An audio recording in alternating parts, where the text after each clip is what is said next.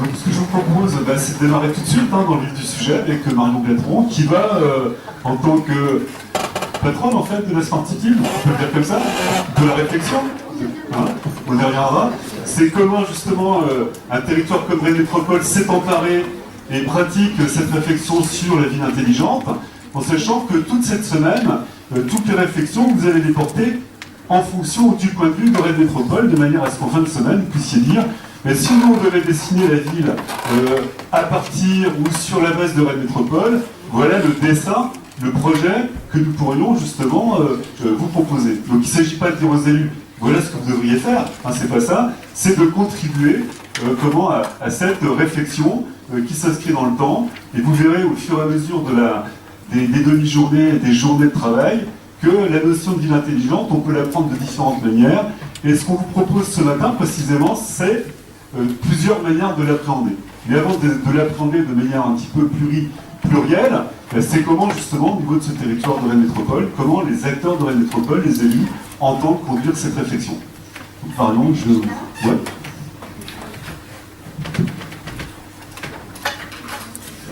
Merci beaucoup, bonjour à tous. Donc je voudrais tout de suite revenir peut-être sur la patronne de la Smart City Rennes Métropole, telle que je viens d'être appelée. Alors d'abord, j'ai pas cette prétention.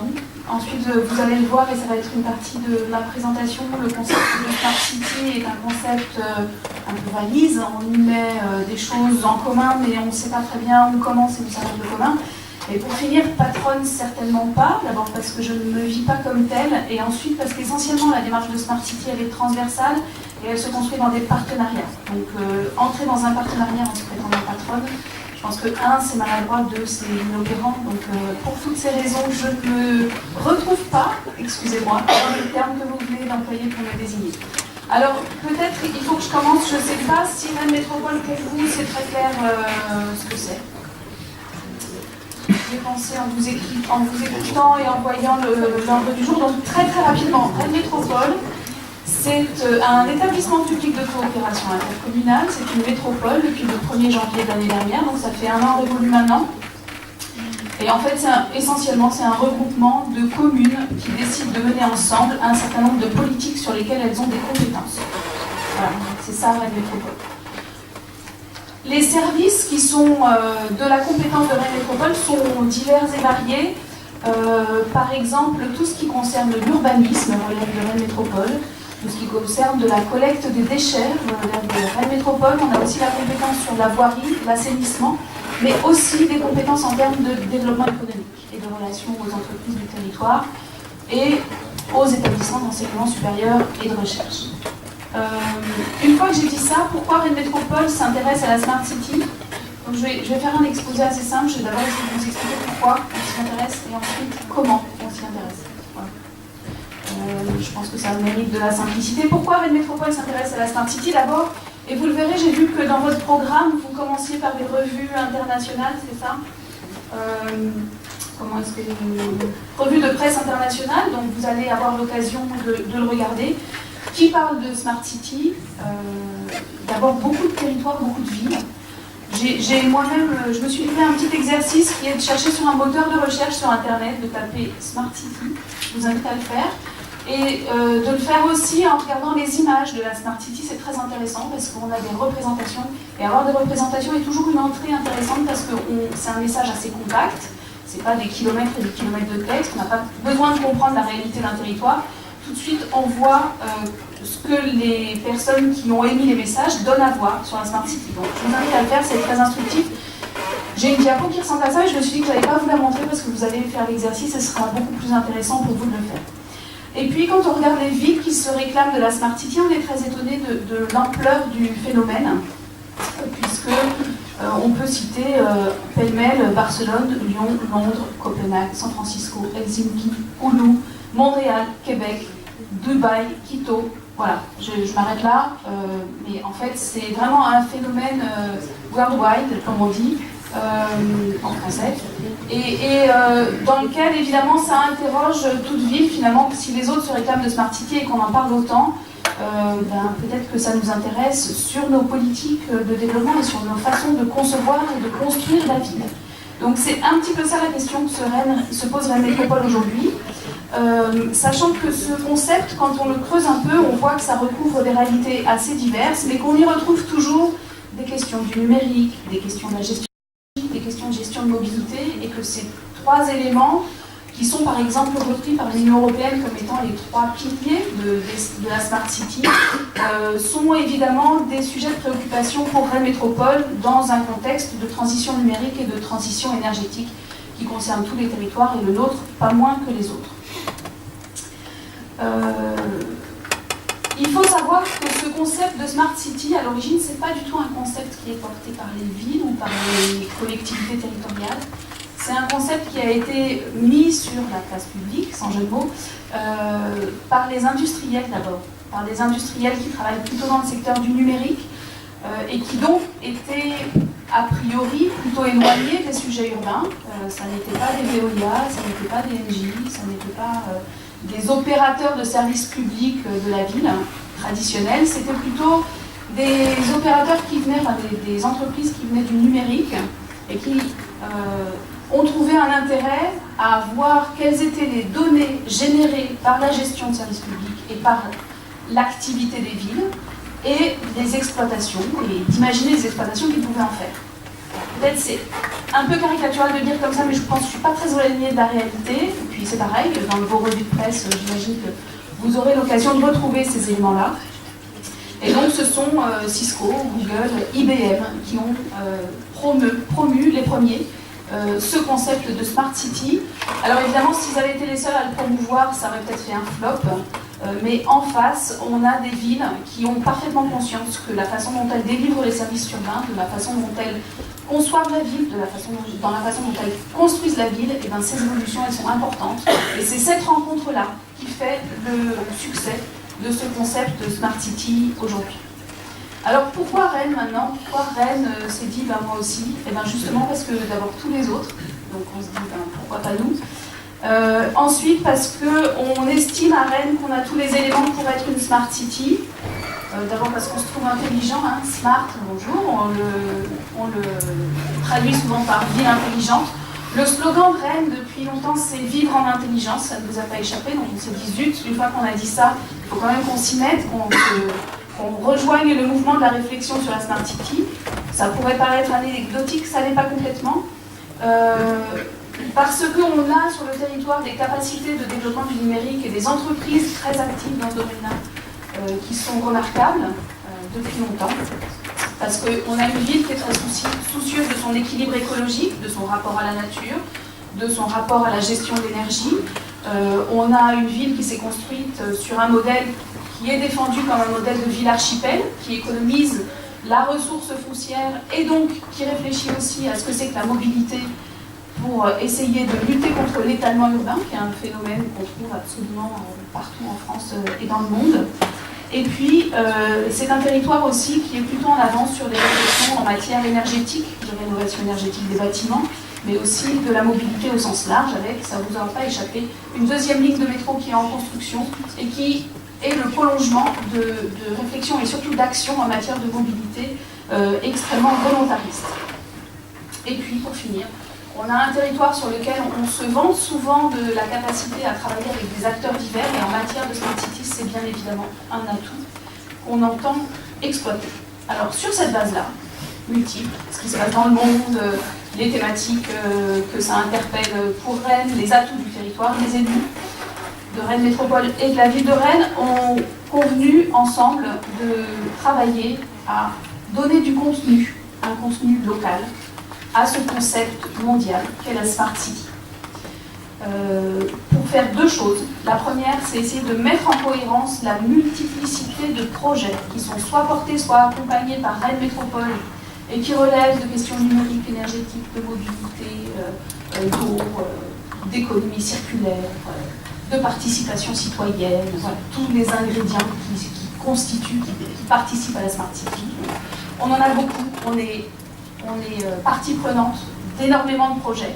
Donc la première demande des élus, c'était d'avoir un regard un peu transversal pour faire de la cohérence entre ces projets et puis être capable d'apprendre pour piloter certains projets de ce qui se passe dans les autres projets.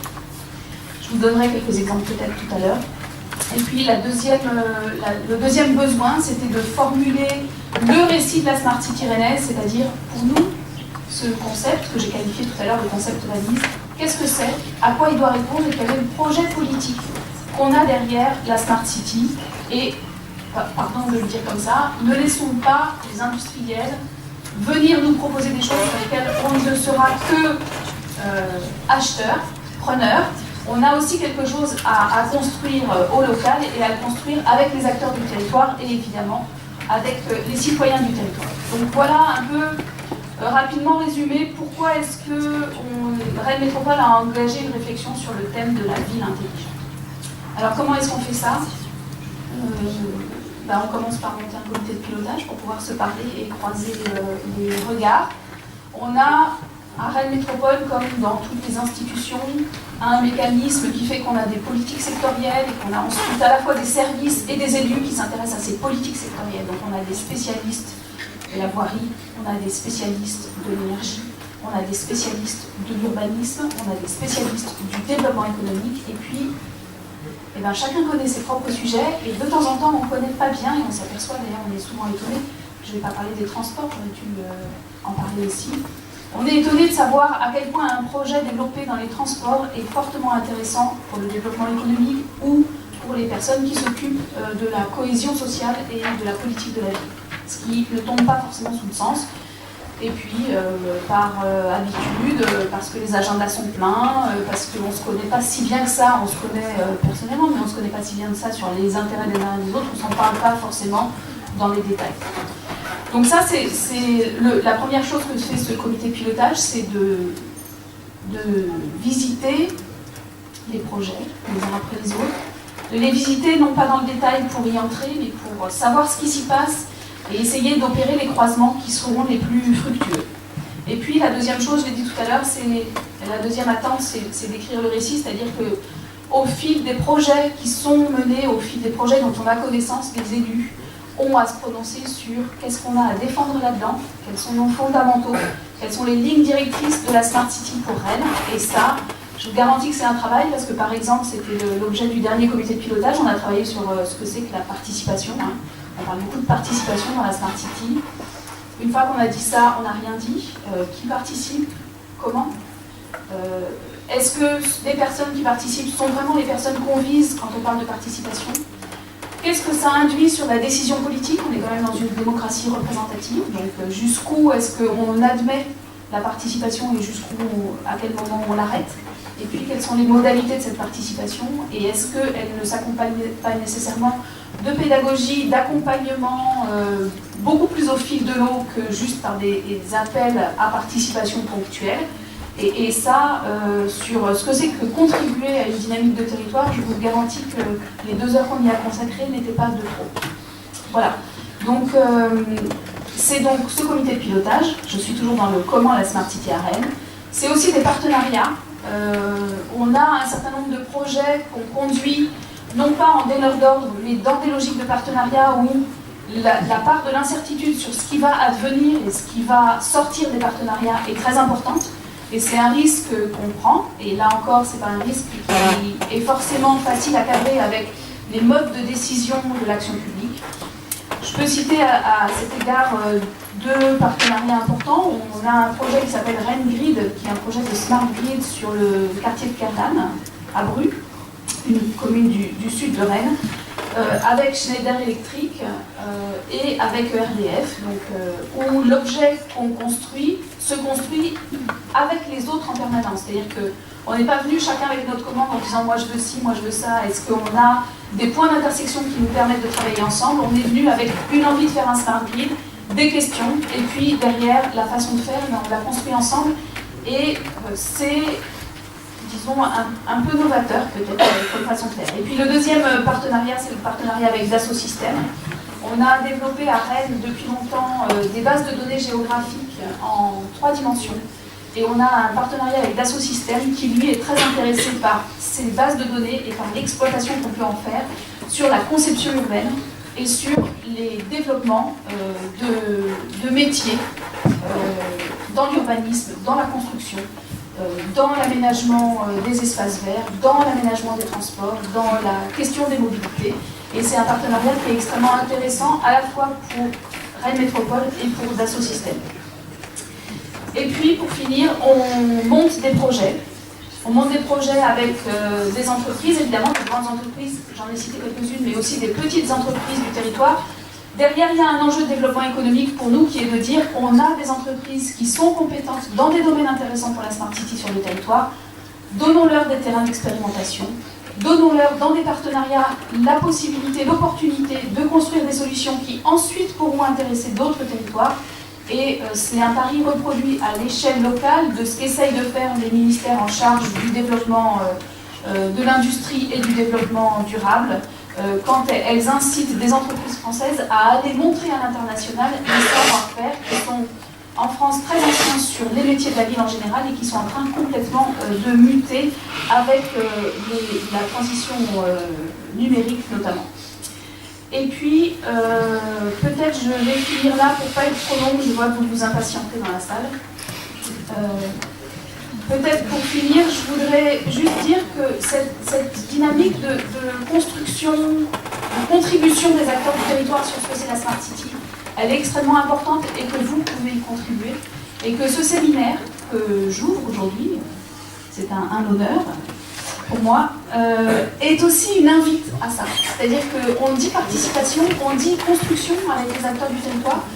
Je n'ai pas énuméré, j'aurais pu faire les thèmes sur lesquels on réfléchit dans le cadre du comité de pilotage, on y reviendra si vous le souhaitez plus tard.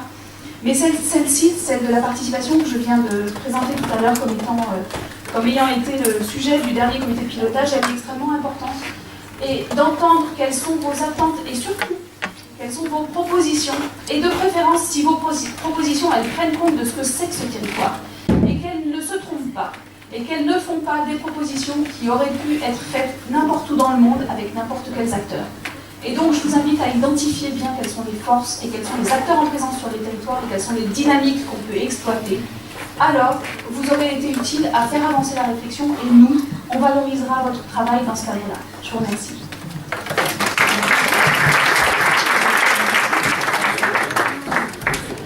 Des questions?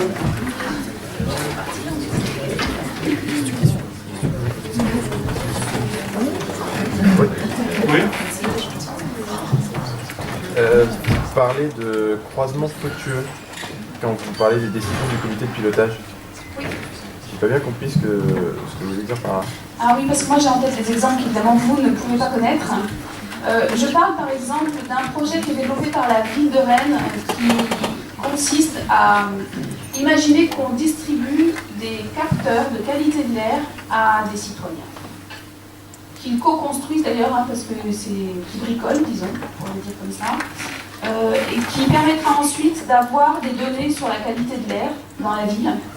Alors évidemment, ça nécessite à la fois de construire les objets, de trouver les populations, d'avoir un peu un protocole, des mesures qui vont être effectuées pour en contrôler un peu la qualité. Donc voilà, qui nécessite aussi de développer une infrastructure de recueil de ces données avec des technologies qu'on appelle les technologies de l'Internet des objets, et puis derrière de traiter ces données. Donc ça, c'est un projet qui est porté plutôt par des élus en charge des questions de santé et d'environnement à la ville de Rennes. Et on a un autre projet qui est développé avec des entreprises du territoire, qui consiste à mesurer les consommations énergétiques des bâtiments communaux. A priori, pas grand-chose à voir. En discutant des projets, en se les présentant mutuellement, on s'est aperçu que l'architecture de recueil de données et de traitement de données était strictement identique. Que la question, elle reposait aussi sur des capteurs, et que la façon de construire le projet, finalement, que ce soit avec des citoyens ou que ce soit avec des personnels communaux en charge de la gestion des bâtiments communaux, au fond, on avait les mêmes problèmes qui se posaient. Et donc, on s'est dit, on va les développer parallèlement, ces deux projets, et ce qu'on va pouvoir développer pour un va servir pour l'autre. Donc voilà typiquement un exemple de croisement qui, si on s'en était pas parlé dans un comité de pilotage, aurait pu nous échapper pendant un petit moment encore. Ça répond ? Oui. Est-il un document, des listes, des exemples qui pourraient être mis à la disposition des étudiants? Pas encore. Pas encore parce que quand je dis qu'on est en train de croiser les projets et de regarder comment est-ce qu'on parle de la Smart City à Rennes, C'est un travail qui est en cours, qu'on aura fini probablement, enfin on espère, on aura fini, soyons affirmatifs. On aura fini pour le mois d'avril, parce qu'en avril, on accueille un forum européen qui se déroule dans le cadre d'un réseau de villes qui s'appelle Eurocities et qui va parler de la Smart City. Donc on s'est donné pour objectif de pouvoir dire aux autres, à nos partenaires européens d'abord et éventuellement à un public plus large, où on en était de la réflexion sur la Smart City et quels sont les projets qui illustrent le mieux ou qui participent le plus activement à cette démarche de Smart City. Donc avril, c'est-à-dire après vous, vous tirerez les premiers puisqu'on attend vos résultats pour le 10 mars, j'ai entendu tout à l'heure. Et après, nous, on vous dira ce qu'on en pense, ce qui, d'une certaine façon, est intéressant parce qu'on pourra peut-être utiliser les éléments ou une partie des éléments que vous nous aurez livrés le 10 mars dans ce document qui est à apparaître pour la fin du mois d'avril.